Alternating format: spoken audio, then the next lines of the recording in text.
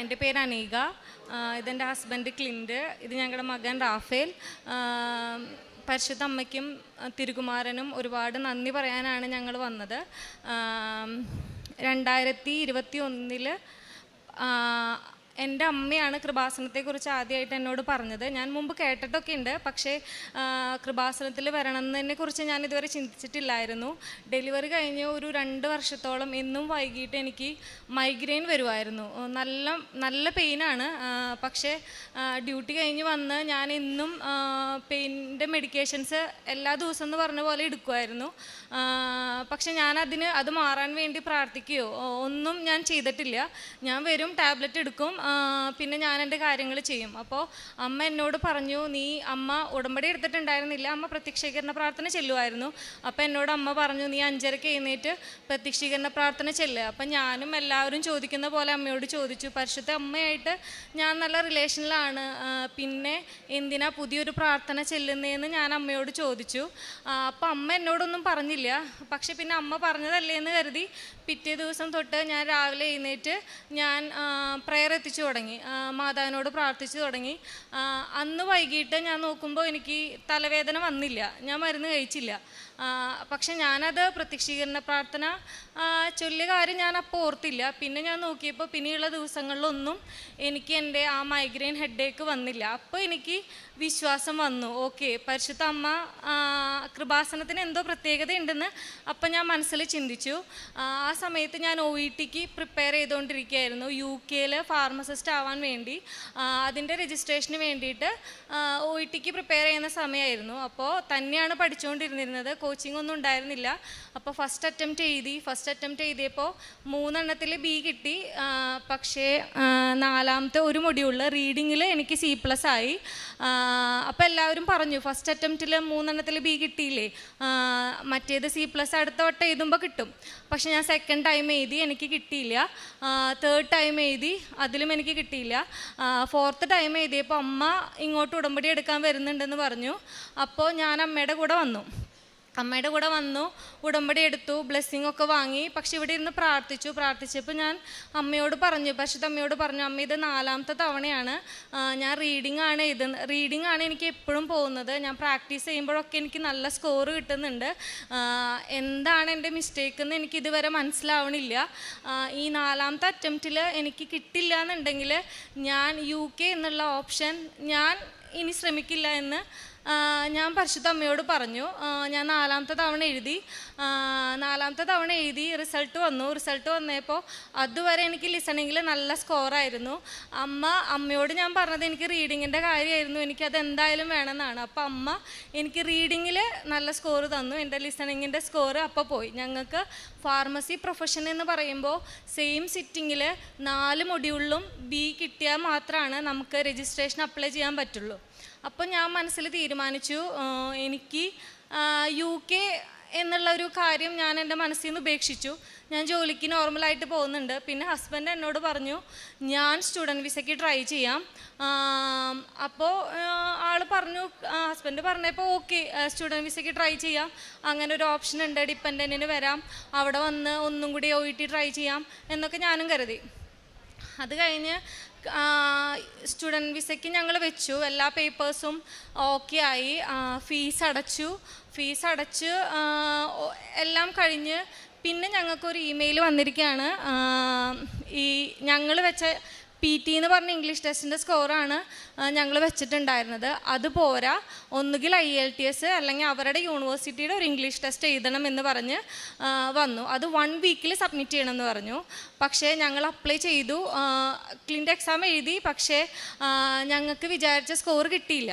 അപ്പോൾ ആ അഡ്മിഷൻ അന്ന് ക്ലോസ് ആയി. പിന്നെ അടുത്ത ഇൻടേക്കിന് അപ്ലൈ ചെയ്യാൻ പറഞ്ഞു. അപ്പോൾ പിന്നെ ഞങ്ങൾ കരുതി UK നോക്കണ്ട, UK-നേക്കാളും കുറച്ചും കൂടി സ്റ്റേ ബാക്കും കുറച്ചും കൂടി ഓപ്പർച്യൂണിറ്റീസ്, ഫാർമസിസ്റ്റ് ആണെങ്കിൽ അവിടെ ലൈസൻസിങ് എക്സാം ക്ലിയർ ചെയ്ത് ഇൻറ്റേൺഷിപ്പ് ആയി കഴിഞ്ഞാൽ ഫാർമസിസ്റ്റ് ആവാം. UK പോലെ 1 ഇയർ കോഴ്സും അത് കഴിഞ്ഞ് 1 ഇയർ ഇൻറ്റേൺഷിപ്പ് അങ്ങനെയില്ല. അപ്പോൾ കുറച്ചും കൂടി ഈസി ആണെന്ന് ഞങ്ങൾക്ക് തോന്നി. എക്സാം നല്ല ടഫാണ്, പക്ഷേ കുറച്ചും കൂടിയും എളുപ്പത്തിൽ നമുക്ക് ഫാർമസിസ്റ്റ് ആവാം എന്ന് ഞങ്ങൾ കരുതി. അപ്പോൾ ക്ലിൻ്റെ സ്റ്റുഡൻറ്റ് വിസയ്ക്ക് തന്നെ ഓസ്ട്രേലിയയിലേക്ക് ട്രൈ ചെയ്തു. മറ്റേ UK യൂണിവേഴ്സിറ്റിയിൽ നിന്ന് ഞങ്ങൾ റീഫണ്ട് റിക്വസ്റ്റ് ചെയ്തു. ഞങ്ങൾക്ക് ഫുൾ എമൗണ്ട് റീഫണ്ട് വന്നു. ഞങ്ങൾ അതുപോലെ തന്നെ ഓസ്ട്രേലിയയിലേക്ക് സ്റ്റുഡൻറ്റ് വിസയ്ക്ക് വെച്ചു. ഫെബ്രുവരിയിൽ സ്റ്റുഡൻറ്റ് വിസയ്ക്ക് വെച്ചു. അതും എല്ലാം കഴിഞ്ഞു. അപ്പോൾ ഒരു ഫണ്ട് കാണിക്കുന്നതിൻ്റെ ഒരു ഡോക്യുമെൻ്റ് ഞങ്ങൾ ഏജൻസിക്കാരോട് ചോദിച്ചു, ഞങ്ങളത് വെക്കണോ? അപ്പോൾ അവർ പറഞ്ഞു അതിൻ്റെ ആവശ്യമില്ല. അപ്പോൾ ഞങ്ങൾ പറഞ്ഞു ഇതിൽ റിക്വയർമെൻറ്റിൽ അതുണ്ടല്ലോ. അപ്പോൾ ഏജൻസിക്കാർ പറഞ്ഞു അതിൻ്റെ ആവശ്യമില്ല, ഞങ്ങൾ ഇത്ര വർഷമായിട്ട് ചെയ്യുന്നതല്ലേ എന്ന് പറഞ്ഞു. അപ്പോൾ ഓക്കെ, അവർ പറഞ്ഞ കാരണം ഞങ്ങളത് വെച്ചില്ല. അതിനുശേഷം പിന്നെ നമ്മളെല്ലാം സബ്മിറ്റ് ചെയ്ത് ഫെബ്രുവരി ഇൻടേക്കിന് പോകാനിരിക്കുകയാണ്. ആ സമയത്താണ് അവിടെ നിന്ന് മെയിൽ വരുന്നത്, ഈ ഒരു ഡോക്യുമെൻറ്റും കൂടി നിങ്ങൾ സബ്മിറ്റ് ചെയ്യണം എന്ന് പറഞ്ഞിട്ട്. അപ്പോൾ എന്നിട്ട് അവർ 2 ഡേയ്സാണ് ഡെഡ് ലൈൻ തന്നത്. അപ്പോൾ ഫണ്ട് കാണിക്കുന്നത്, അപ്പോൾ ആ ഒരു ഡോക്യുമെൻ്റ് ഞങ്ങൾക്ക് സബ്മിറ്റ് ചെയ്യാൻ ആ ഡെഡ് ലൈനിൽ നമുക്ക് പറ്റിയില്ല. നമ്മൾ ഇവിടുത്തെ ഒരു 5 മണിക്കുള്ള ഡോക്യുമെൻ്റ് സബ്മിറ്റ് ചെയ്തു. പക്ഷെ അപ്പോഴേക്കും ഫ്രൈഡേ ആയിരുന്നു, അവിടുത്തെ ടൈം കുറച്ച് മുമ്പാണല്ലോ. അപ്പോൾ ആ ഡോക്യുമെൻ്റ് ആ ഡെഡ് ലൈൻ കഴിഞ്ഞു. അപ്പോൾ അവർ ഞങ്ങൾക്ക് മെയിൽ അയച്ചു, ഫെബ്രുവരി ഇൻടേക്കിൽ പറ്റില്ല, ജൂലൈ ഇൻടേക്കിലേക്ക് മാറ്റിയെന്ന്. ഞങ്ങൾക്ക് നല്ല സങ്കടമായി. അത് കഴിഞ്ഞ് ഞങ്ങൾ അന്ന് ഫ്രൈഡേ ആണ് അങ്ങനെ മെയിൽ വന്നത്. ഞങ്ങൾ പള്ളിയിൽ പോകുന്നുണ്ട്, പ്രാർത്ഥിക്കുന്നുണ്ട്. ഞങ്ങൾ 2 പേരും ഒരുമിച്ച് പ്രാർത്ഥിക്കാൻ തുടങ്ങിയത്, ഒരുമിച്ച് പള്ളിയിൽ പോകാൻ തുടങ്ങിയത് ഈ ഉടമ്പടി എടുത്തതിന് ശേഷം. അങ്ങനെ ഞങ്ങൾ ആ ഒരു ദിവസം കുർബാന കഴിഞ്ഞ് ഞങ്ങൾ ഇറങ്ങി.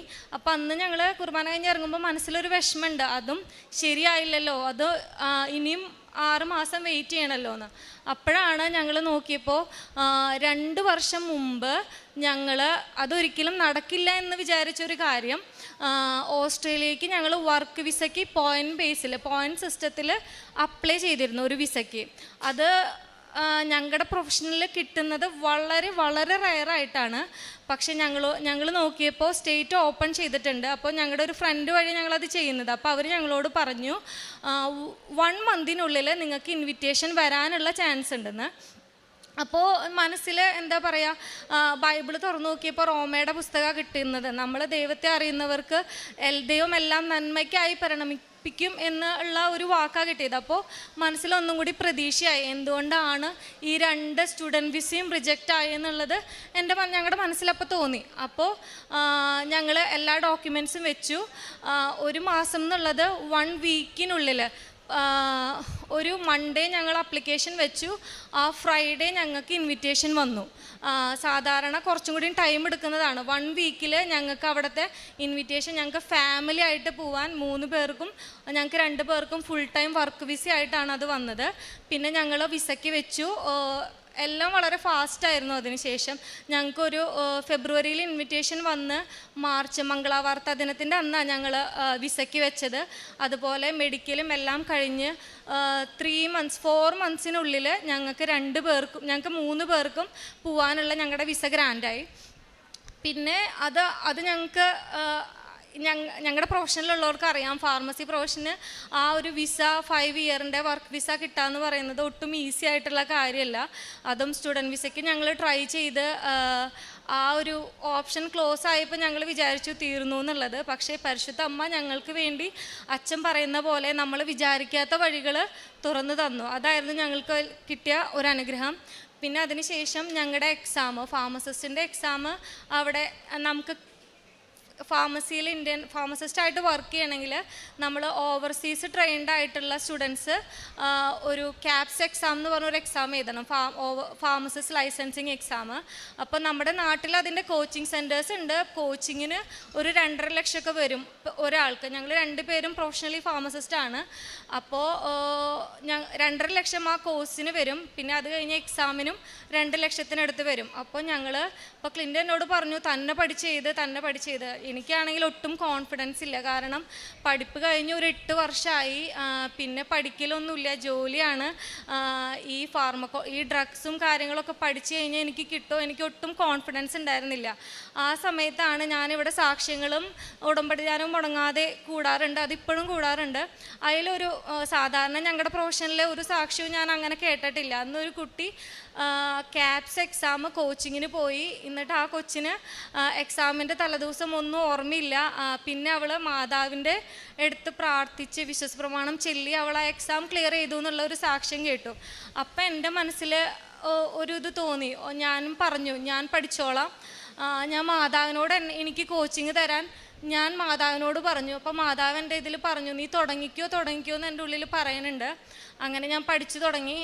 ചില ഭാഗങ്ങളൊന്നും മനസ്സിലാവണില്ല, എനിക്ക് ആരും ഹെൽപ്പിനില്ല. കാരണം അറിയുന്നവരോടൊക്കെ ചോദിക്കുമ്പോൾ എല്ലാവരും കോച്ചിങ്ങിന് പോയിട്ടാണ് എക്സാം എഴുതുന്നത്. കുറേ കുട്ടികൾ സീനിയേഴ്സ് ആണെങ്കിലും ജൂനിയേഴ്സ് ആണെങ്കിലും പ്രിപ്പയർ ചെയ്യുന്നവർ അവർ ഹോസ്റ്റലിലൊക്കെ നിന്നിട്ടാണ്, കോച്ചിങ് ഏജൻസിക്കാർ തന്നെ ഹോസ്റ്റൽ പ്രൊവൈഡ് ചെയ്യുന്നുണ്ട്. അങ്ങനെയാണ് അവർ പഠിച്ചുകൊണ്ടിരുന്നിരുന്നത്. എനിക്ക് അങ്ങനെയുള്ള സാഹചര്യങ്ങളൊന്നും അപ്പം ഉണ്ടായിരുന്നില്ല. എനിക്കറിയാത്ത ഭാഗം വരുമ്പോൾ ഉടമ്പടി ധ്യാനം കേൾക്കും, സാക്ഷ്യം കേൾക്കും. അത് കേട്ടിട്ടാണ് ഞാൻ ഓരോ കാര്യങ്ങളും പഠിച്ചെടുത്തത്. അതിന് എക്സാമിൻ്റെ സമയത്ത് എക്സാമിന് പോയി. എക്സാമിന് നല്ല പനിയായിരുന്നു. പഠിച്ച കാര്യങ്ങളൊന്നും എൻ്റെ തലയിലില്ല. ഞാൻ പാസ്പോർട്ടിൻ്റെ ഉള്ളിൽ ഉടമ്പടി ഉപ്പിട്ടിട്ടുണ്ടായിരുന്നു. പിന്നെ കാശ് രൂപം എൻ്റെ കഴുത്തിലുണ്ടായിരുന്നു. ഞാൻ ചെന്ന് സിസ്റ്റത്തിന്മേ ഉടമ്പടി ഉപ്പിട്ടു, വിശ്വാസപ്രമാണം ചൊല്ലി. ഞാൻ തലേദിവസം പള്ളിയിൽ പോയി വന്നിട്ട് അമ്മ എന്നോട് പറയാണ്, നീ ഈ പേപ്പേഴ്സ് നോക്ക്, ഈ ക്വസ്റ്റ്യൻസ് നോക്ക്. ഞാൻ ഏതൊക്കെ ക്വസ്റ്റ്യൻസ് അന്ന് നോക്കിയോ ആ ക്വസ്റ്റ്യൻസ് തന്നെയാണ് എനിക്ക് എക്സാമിന് ക്വസ്റ്റ്യൻസ് ആയിട്ട് വന്നത്. ദൈവത്തിൻ്റെ കൃപയാലെ ഞാൻ ആ എക്സാം ക്ലിയറായി. അതുപോലെ തന്നെ ക്ലിൻ്റ് എഴുതിയത് 1 വർഷം കഴിഞ്ഞിട്ടാണ്, ഈ നവംബറിൽ. അതും ഓസ്ട്രേലിയയിലെ ലാസ്റ്റ് ക്യാപ്സ് എക്സാം ആയിരുന്നു. ഈ വർഷം തൊട്ട് അവർ പുതിയൊരു എക്സാം ആക്കി. അത് കുറച്ചും കൂടി ടഫാക്കാണ്. അപ്പോൾ മനസ്സിൽ ഞങ്ങൾക്ക് ഒന്നേ ഉണ്ടായിരുന്നുള്ളൂ, ഈ എക്സാമിൽ എന്നെ ക്ലിൻറ്റും കടന്നു കിട്ടണം. ഞങ്ങൾ 2 പേരും ആ എക്സാം ക്ലിയറായി. Not by merit but by the grace of God. ആ വചനമാണ് ഞാൻ എല്ലാവരോടും പറഞ്ഞിരുന്നത്. എക്സാം ക്ലിയർ ആയപ്പോൾ ഒരുപാട് പേര് എന്നോട് ചോദിച്ചു, എവിടെയാണ് കോച്ചിങ്ങിന് പോയത്, എങ്ങനെയാണ് ക്ലിയർ ആയത്. എല്ലാവരോടും ഞാൻ ഒരു കാര്യമാണ് പറഞ്ഞത്, ഞാൻ കോച്ചിങ്ങിന് പോയില്ല, എനിക്ക് മാതാവാണ് കോച്ചിങ് തന്നത്, മാതാവാണ് ഞങ്ങളെ പാസ്സാക്കി എന്നുള്ളത്. അങ്ങനെ ഞങ്ങൾ 2 പേരും ആ എക്സാം ദൈവത്തിൻ്റെ കൃപയാൽ പാസ്സായി. അതിനുശേഷം ഇംഗ്ലീഷ് ടെസ്റ്റിൻ്റെ കാര്യം, PT എക്സാം ഉണ്ടായിരുന്നു. ആ എക്സാം അവിടെ എത്തി, ഓസ്ട്രേലിയയിൽ ഞങ്ങൾ എത്തി. ജോലിക്ക് ഞങ്ങൾക്ക് 2 പേർക്കും ഇനീഷ്യലി കിട്ടാൻ നല്ല ബുദ്ധിമുട്ടായിരുന്നു. അവർ വേറെ പ്രൊഫഷനിലൊക്കെ ഓപ്ഷൻസ് ഉണ്ട്. ഞങ്ങൾ 2 പേരും മനസ്സിലാഗ്രഹിച്ചിരുന്നത് ഞങ്ങളുടെ പ്രൊഫഷനിൽ തന്നെ കയറണമെന്നായിരുന്നു. പക്ഷേ അവിടെ നമ്മൾ ഓരോ ഇൻ്റർവ്യൂവിനും അല്ലെങ്കിൽ റിജക്ഷൻ മെയിൽ വരുന്നത് അവർ മെയിനായിട്ട് പറയുന്നത് ഓസ്ട്രേലിയൻ എക്സ്പീരിയൻസ് ഇല്ല എന്നുള്ള കാര്യം വെച്ചിട്ടാണ് അവർ റിജക്റ്റ് ചെയ്യുന്നത്. ഞാൻ അവിടെ പോയി ഓൺലൈൻ ഉടമ്പടി എടുത്തു. വീണ്ടും ഓൺലൈൻ ഉടമ്പടി എടുത്ത് ഞാൻ മാതാവിനോട് ഈശോയോട് പറഞ്ഞു, ക്രിസ്മസ് ആണ്, 25-ാം തീയതിയാണ് അന്ന്. 25-ാം തീയതിക്ക് മുമ്പ് എനിക്ക് ക്രിസ്മസ് സമ്മാനമായിട്ട് ഞങ്ങൾ 2 പേരിൽ ഒരാൾക്ക് ഫുൾ ടൈം ആയിട്ട് ഓഫർ ലെറ്റർ വരണം എന്ന് പ്രാർത്ഥിച്ചു. 24-ാം തീയതി രാവിലെ ആയി, ഒരു ഇമെയിലും വന്നിട്ടില്ല. ഇൻ്റർവ്യൂ കഴിഞ്ഞു, 2-3 ഇൻ്റർവ്യൂ കഴിഞ്ഞു. വെർബലി ഒരു കൺഫർമേഷൻ കിട്ടിയായിരുന്നു, പക്ഷേ ഓഫർ ലെറ്റർ വന്നിരുന്നില്ല. പിന്നെ 24 തൊട്ട് ക്രിസ്മസ് ഈവ് തൊട്ട് അവിടെ ഫുൾ ക്ലോസ്ഡ് ആണ്, ഒരു 23-ാം തീയതി തൊട്ട്. അപ്പോൾ 24-ാം തീയതി ആയപ്പോൾ ഓഫർ ലെറ്റർ വരാണ്ടായപ്പോൾ ഞങ്ങൾ വിചാരിച്ചു എന്തായാലും വരില്ല. പക്ഷേ ഞങ്ങൾ ക്രിസ്മസ് കുർബാനയ്ക്ക് അവിടെ പോവാൻ വൈകിട്ട് ഇറങ്ങുന്ന സമയത്ത് ഈവനിങ് ആണ്, വൈകിട്ടാണ് എനിക്ക് ഇമെയിൽ വന്നത്, ഓഫർ ലെറ്റർ. അങ്ങനെ ഫുൾ ടൈം കോൺട്രാക്റ്റ് ഞങ്ങൾ പറഞ്ഞ സമയത്ത് പരിശുദ്ധ അമ്മ തന്നു. ക്ലിൻറ്റിന് അത് കഴിഞ്ഞിട്ട് ജോലി ആവുന്നുണ്ടായിരുന്നില്ല. അപ്പോൾ എല്ലാവരും പറഞ്ഞു, നിങ്ങൾ ഈ ഫാർമസി പ്രൊഫഷൻ തന്നെ നോക്കാതെ വേറെ പ്രൊഫഷനിലേക്ക് നോക്ക്. പക്ഷേ മനസ്സുകൊണ്ട് എനിക്ക് ക്ലിൻറ്റും ഫാർമസി പ്രൊഫഷനിൽ തന്നെ കയറണം എന്നായിരുന്നു. പക്ഷെ കൊച്ചുള്ള കാരണം അവൻ്റെ സ്കൂൾ ടൈമും കൂടി കിട്ടുന്ന രീതിയിലുള്ള ഒരു ജോലിയാണ് പിന്നെ ക്ലിൻറ്റിന് ഓപ്ഷനുള്ളൂ. അപ്പോൾ എവിടെയാണെങ്കിലും നമ്മൾ CV കൊടുക്കുമ്പോൾ അവർ അവൈലബിലിറ്റി ചോദിക്കും. ഇൻ്റർവ്യൂ കഴിയും, അവൈലബിലിറ്റി ഇഷ്യൂ കാരണം, സ്കൂൾ ടൈമിൻ്റെ ഇഷ്യൂ കാരണം അതങ്ങനെ ക്യാൻസലായി പോവും. പക്ഷെ അവസാനം ക്ലിൻ്റ് ഒരു ഓഫർ ലെറ്റർ ക്ലിൻറ്റിനും വന്നു. റാഫേലിൻ്റെ കൊച്ചിൻ്റെ സമയത്തിനനുസരിച്ച് തന്നെയായിരുന്നു ആ ഓഫർ ലെറ്റർ. അങ്ങനെ ഞങ്ങൾ രണ്ടുപേരും ജോലിക്ക് കയറി. ഞങ്ങൾ രണ്ടുപേരും ഇപ്പോൾ ആ കമ്പനിയിൽ തുടർന്നുകൊണ്ട് പോണു. പരിശുദ്ധ അമ്മയ്ക്ക് 1000 നന്ദി. അതുപോലെ തന്നെ PT എക്സാം രജിസ്ട്രേഷന് വേണ്ടിയിട്ട് 2 വട്ടം ഞാൻ എഴുതി. അവിടെ പോയി നന്നായി പഠിച്ചൊരുങ്ങിയാണ് ഞാൻ എഴുതിയത്. നല്ല കോൺഫിഡൻസ് ആയിരുന്നു. പക്ഷേ 2 വട്ടവും എനിക്ക് ഓരോ മാർക്കിന് വീതം എൻ്റെ റിസൾട്ട് വരുമ്പോൾ 1 മാർക്കിന് പോവും. പിന്നെ ഞങ്ങൾക്ക് അവസാനം ഡെഡ് ലൈൻ തന്നു. ഇതിനുള്ളിൽ ഞാനത് സബ്മിറ്റ് ചെയ്തില്ലെങ്കിൽ വീണ്ടും പൈസ അടച്ച് പുതിയതായിട്ട് അപ്ലിക്കേഷൻ സ്റ്റാർട്ട് ചെയ്യണമെന്ന് പറഞ്ഞിട്ട് ഫാർമസി കൗൺസിലിൽ നിന്ന് മെയിൽ വന്നു. പിന്നെ ഒരു 3 മാസം എനിക്ക് പഠിക്കാനൊന്നും പറ്റുന്നുണ്ടായിരുന്നില്ല. ഞാൻ പഠിക്കൽ നിർത്തി. പിന്നീട് യോഹന്നാൻ്റെ സുവിശേഷം ഇംഗ്ലീഷിൽ വായിച്ചു. 4 വട്ടം വായിച്ചു. 4-5 വട്ടം. ഞാൻ ഫുൾ ടൈം അത് മാത്രമായിരുന്നു വായിച്ചത്. അതിനുശേഷം പോയി ഞാൻ എക്സാം എഴുതി.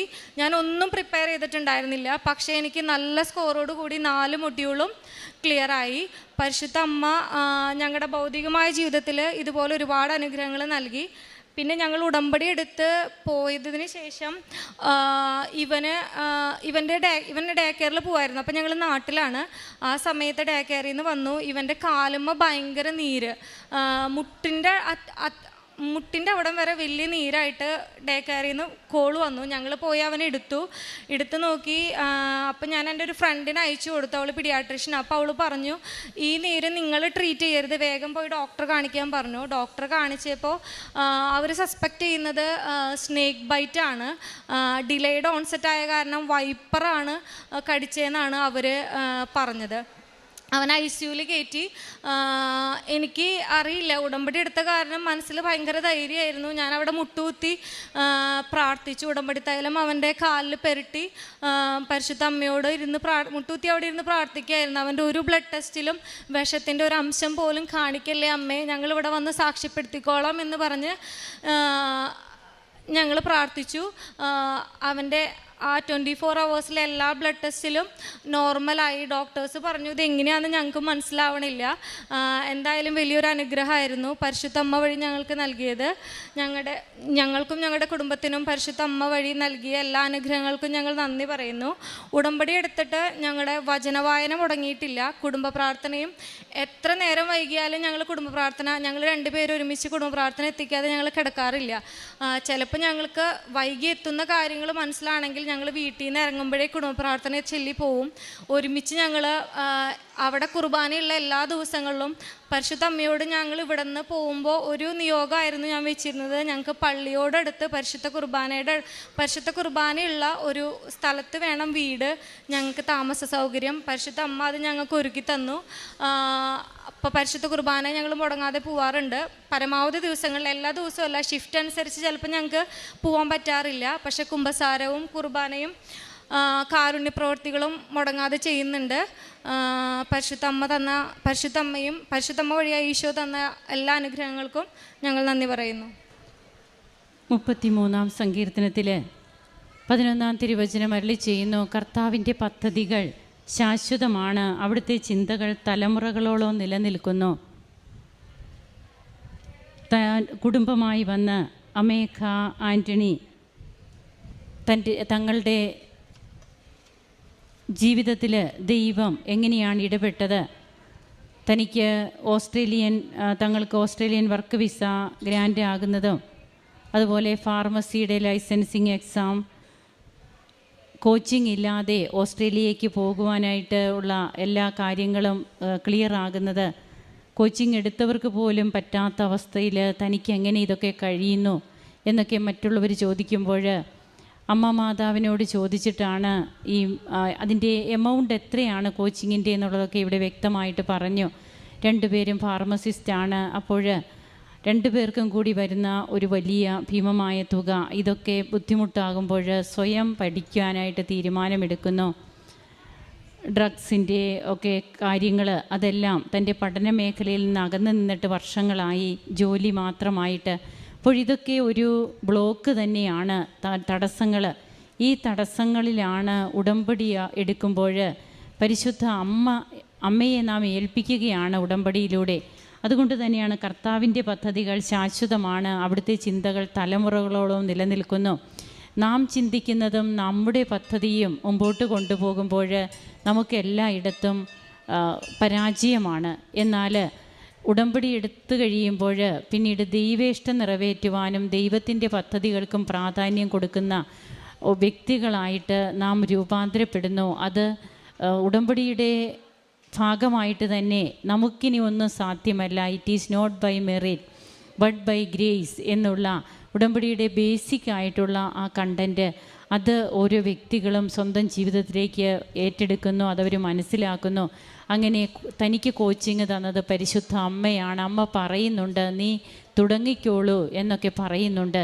അതായത് നീ വലത്തോട്ടോ ഇടത്തോട്ടോ തിരിയുമ്പോൾ നിൻ്റെ കാതുകൾ പിന്നിൽ നിന്നൊരു സ്വരം ശ്രവിക്കും, ഇതാണ് വഴി, ഇതിലേ പോവുക. യെശയ്യാ പ്രവാചകൻ്റെ പുസ്തകത്തിൽ 30-ാം അധ്യായം 21 മുതലുള്ള തിരുവചനങ്ങളിൽ നമുക്ക് കാണാൻ കഴിയുന്നതാണ്. അങ്ങനെ തനിക്ക് കിട്ടിയ തൻ്റെ ബോധ്യത്തിൽ വന്ന സ്വരം അത് ദൈവം തന്നോട് സംസാരിക്കുന്നതായിട്ട് ഈ മകൾ മനസ്സിലാക്കുന്നു.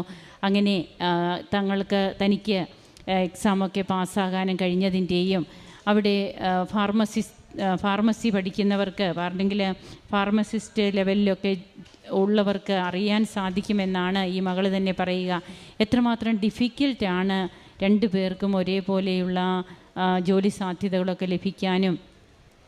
അങ്ങനെ എല്ലാറ്റിനും അമ്മ ഇടപെട്ടു. അമ്മയുടെ മധ്യസ്ഥതയിലൂടെ മാത്രം തങ്ങൾക്ക് കിട്ടി. തനിക്ക് PTE എക്സാമിൻ്റെ കാര്യമൊക്കെ പറയുന്നുണ്ട്. അപ്പോൾ ബൈബിളാണ് വായിക്കുക.